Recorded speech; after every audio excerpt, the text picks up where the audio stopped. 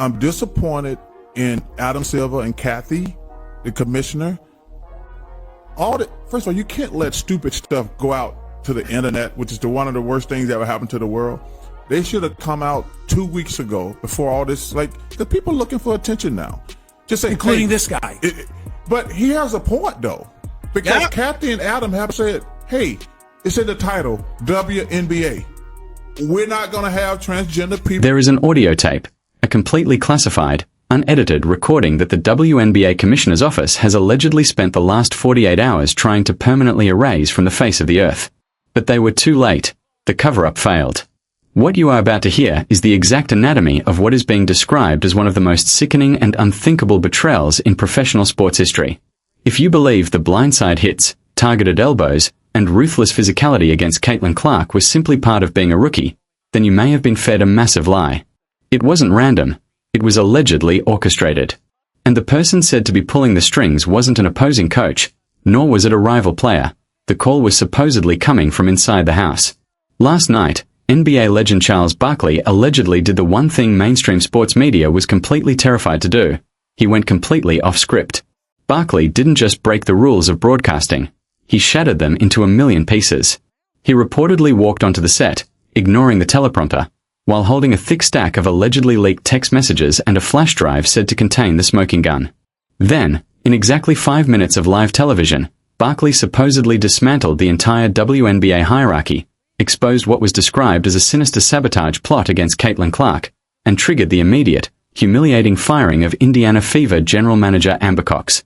The fallout was portrayed as catastrophic, with players allegedly hiding, executives panicking, and careers supposedly coming to an end.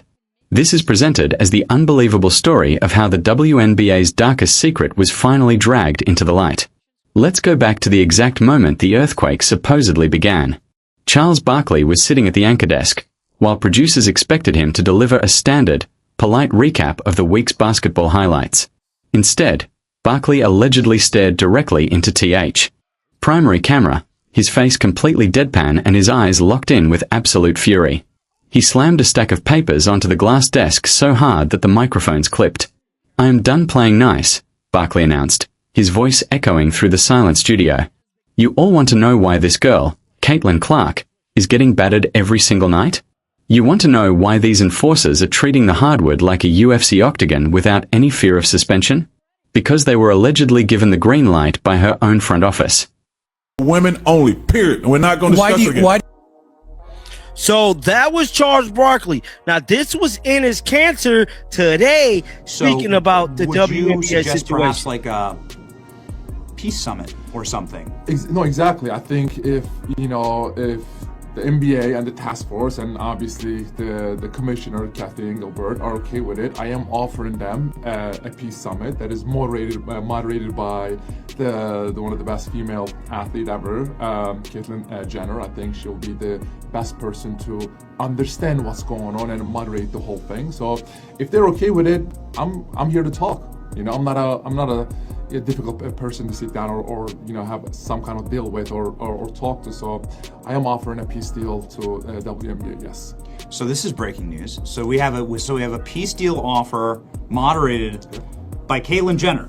I actually have a conversation with her last night. She said, "Listen, I love what you're doing. Just whatever you're doing, just count me in. I will do anything to help." I was like, the control room immediately erupted, with producers screaming into the earpieces of the other anchors and ordering them to cut Barkley off. But Sir Charles had gone completely rogue, and nobody was going to stop him. He raised the papers and declared that they contained allegedly leaked communications from Amber Cox, the general manager of the Indiana Fever, the very woman paid millions of dollars to help build a dynasty around Caitlin Clark. Yet, behind closed doors, the narrative claimed that Cox was committing the ultimate act of betrayal. According to the documents Barkley allegedly revealed to millions of viewers, Cox was harboring a deep, venomous jealousy over Caitlyn's global influence and star power. The claim was that Cox didn't want the franchise to revolve around the rookie. She wanted complete control. The leaked messages allegedly exposed a disturbing strategy, suggesting that Cox was communicating with league insiders while intentionally refusing to sign veteran players who could better protect Caitlyn on the court. But the story reportedly became even more shocking. The alleged plot Barkley exposed suggested that Cox was quietly allowing opposing teams to believe that, if they roughed up the rookie or sent a physical message intended to break her spirit, the Fever front office would not retaliate or aggressively pressure the league to issue suspensions. The narrative claimed she was essentially feeding her own superstar to the wolves in an attempt to crush her confidence. Barkley appeared completely disgusted. He leaned toward the microphone and delivered what was described as one of the most controversial demands in modern television history. Pointing toward footage of the brutal, bone-crushing hits Caitlyn had reportedly absorbed from players such as Dijonai Carrington, Barkley roared, "Look at the sheer, unnatural force of these hits. Look at the physical mismatch. I am demanding that the WNBA launch an immediate investigation today. You need to prove to me, through mandatory evaluations, that every single one of these enforcers trying to end this girl's career is operating within the biological and physical rules of this league. Prove it to me, because this isn't basketball anymore. This is a sanctioned hit job." I'm putting that on you, but you're responsible for Stephanie White. Let's be real. You're responsible for the players, and you are solely responsible as well. You are in on the Stephanie White, Caitlin Clark sabotage.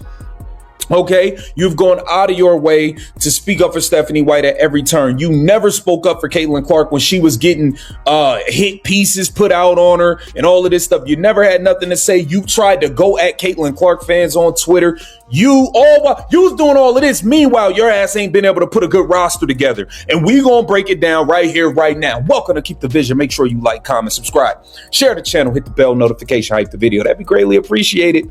Let's keep it going, man. Amber Cox. Look, I know you're hiding out in Salt Lake City somewhere under a rock or in a cave, and that is not making us forget about you. Okay, you are the one that is responsible for this Indiana Fever roster. Okay, you are the one that let Justine Passat walk without ever giving her a chance to play. You are the one that gave Monique Billings $800. The demand for gender testing and biological fairness hit like a nuclear bomb. It was a statement so raw and politically explosive that it instantly shattered the internet. But Barkley wasn't making what the narrative described as baseless accusations. He was using the terrifying physicality of the alleged attacks to emphasize how dangerous Amber Cox's supposed sabotage plot had become.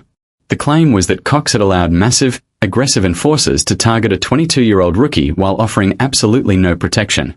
Barkley demanded that Cox not only be fired, but permanently banned from ever stepping inside a professional sports arena again. "She is a traitor," Barkley declared as he threw the papers back onto the desk. "Suspend her, expose her, and tear this entire corrupted system down to the studs." While Barkley was dropping these explosive claims on live television, the story portrayed sheer, unfiltered panic spreading through WNBA headquarters in New York City.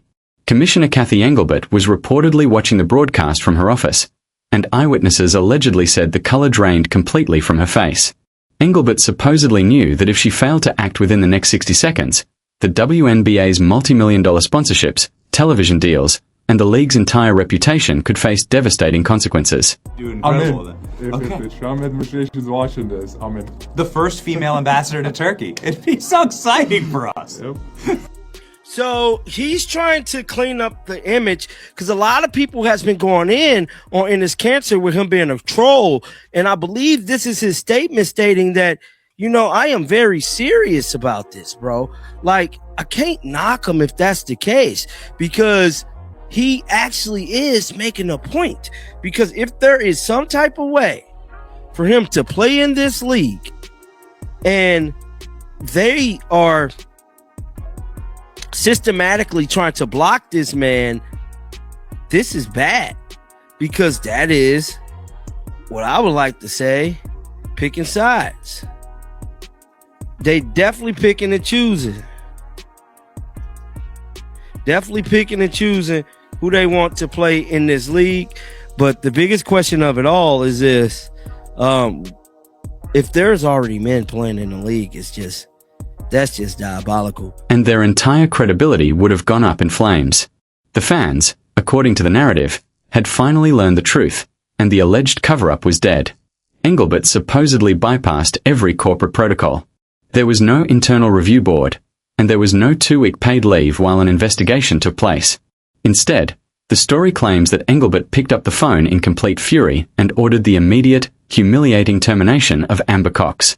Insiders allegedly reported that Cox was sitting inside her office at the Fever practice facility when league security suddenly kicked open the door. They reportedly did not even allow her to pack her personal belongings.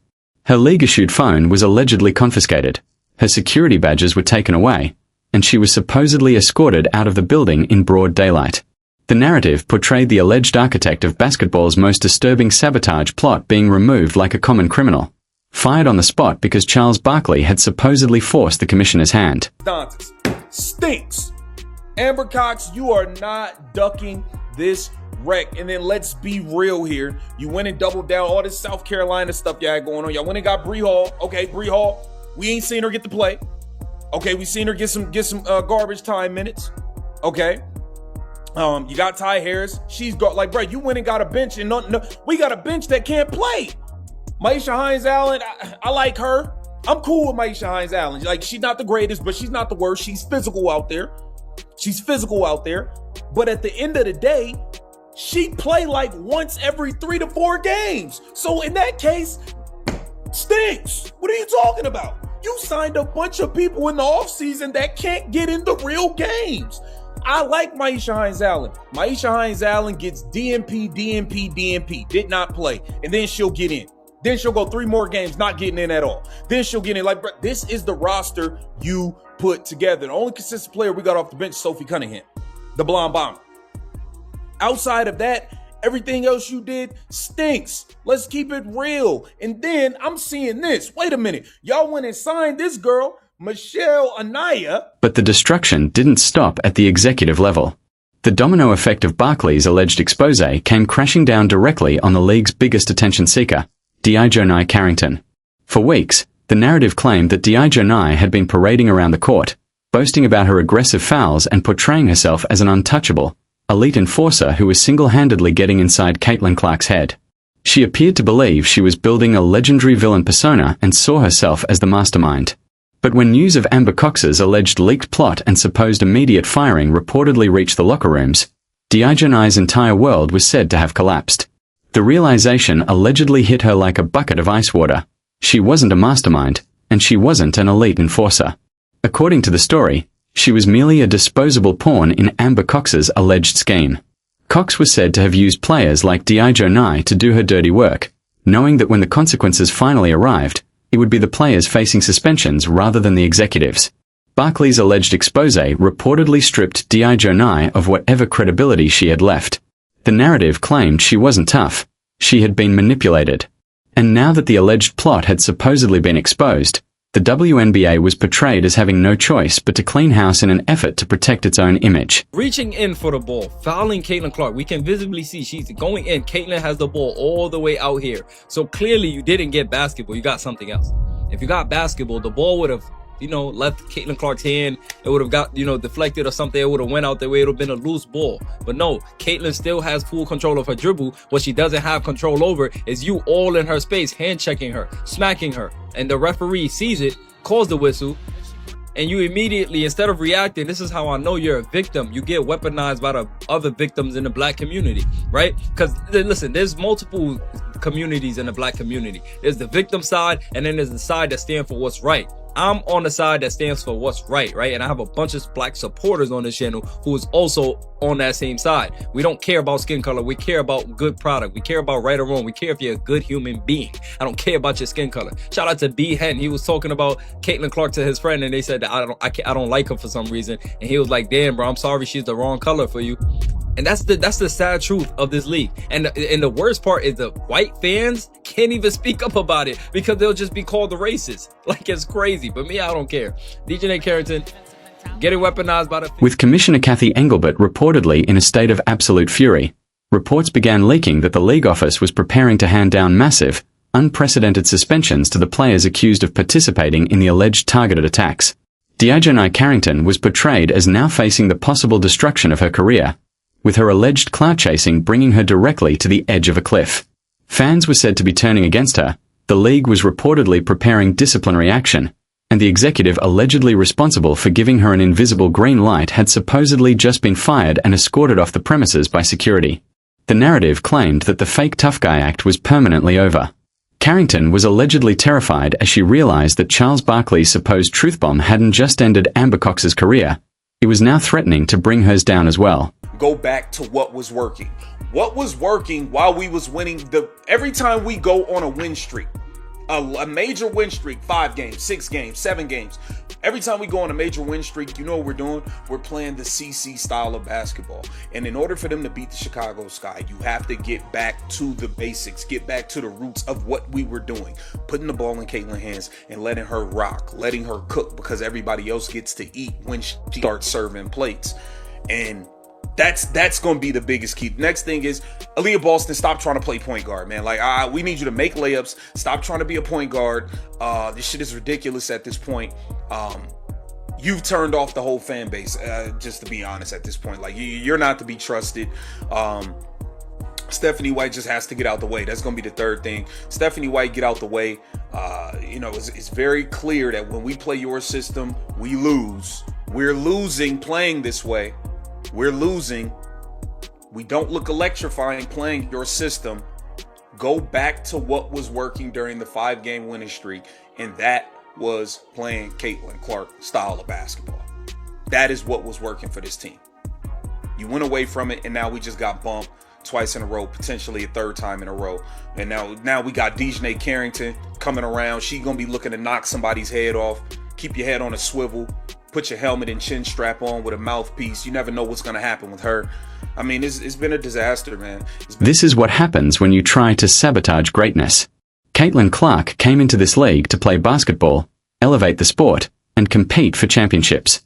But according to the narrative, behind her back, her own general manager was allegedly plotting her downfall, while opposing players were supposedly lining up to take cheap shots in exchange for a few minutes of viral fame. The entire system was portrayed as being rigged against her from the opening tip-off, yet they all underestimated one crucial thing: the truth always finds a way to come out. Charles Barkley was said to have risked his own broadcasting career to expose what the story described as the sick and unthinkable reality surrounding the league. He allegedly demanded accountability, called for biological and physical fairness, and supposedly forced a panicked commissioner to fire someone he described as a traitor on live television. Caitlin Clark was portrayed as surviving the ultimate betrayal. The alleged sabotage had failed, the supposed orchestrator was gone, and now Clark was presented as standing over the ashes of the old WNBA, ready to build her empire, completely untouched and more powerful than ever before. Or should I say 3 Janae? Look at Caitlin Clark just walking, minding her business. Dejanay Carrington can't get enough of her. Like, look at breaking her damn neck like an owl. Who? Like, just breaking her damn neck to look at Caitlin, just itching for an opportunity. Are you ready? Is this the moment? No. Damn, is this the moment she gives it to me? No. Is this the moment? Am I worth it? White privilege. It's the world's fault. It's no way. Why is she not giving me attention? This is disrespectful. How dare Caitlin Clark not give the black girl attention? That's such white privilege. Silence is luxury. Those are Dejanay's words, by the way. Silence is a luxury. Look at this. Caitlin Clark sidesteps. Bang! Look at Dejanay's reaction. Go ahead and drink that juice, girl. Go ahead and drink that juice. Yep. Caitlin gets off the ball once more. Go under. Watch them. Hey, Hines Allen, watch your face now. This girl is, hey, that's a little close right there. Hines Allen, you almost lost your eyes. Go ask the Valkyries and ask Caitlin Clark, Sophie Cunningham, Skylar Diggins, Jessica Shepard. Go ahead and ask them girls how it felt, man. This girl is dirty, man. All she want to do is fight on the court. She just want to be a ghetto thug. Look at her. Like nobody. The WNBA is reportedly terrified of this story, and the narrative claims the league is doing everything in its power to make sure this video gets buried. But the truth, according to the story, is already out there, and it cannot be stopped. What do you think about Charles Barkley allegedly going completely rogue on live television? Was he right to demand those explosive evaluations? Did Amber Cox receive exactly what she deserved when, according to the narrative, security escorted her out of the building? And could this be the humiliating end of Dejanay Carrington's career? The comment section is completely open, and I want to hear your thoughts right now. Smash the like button, subscribe to the channel, and keep holding the line, because this scandal, according to the story, may only be getting started.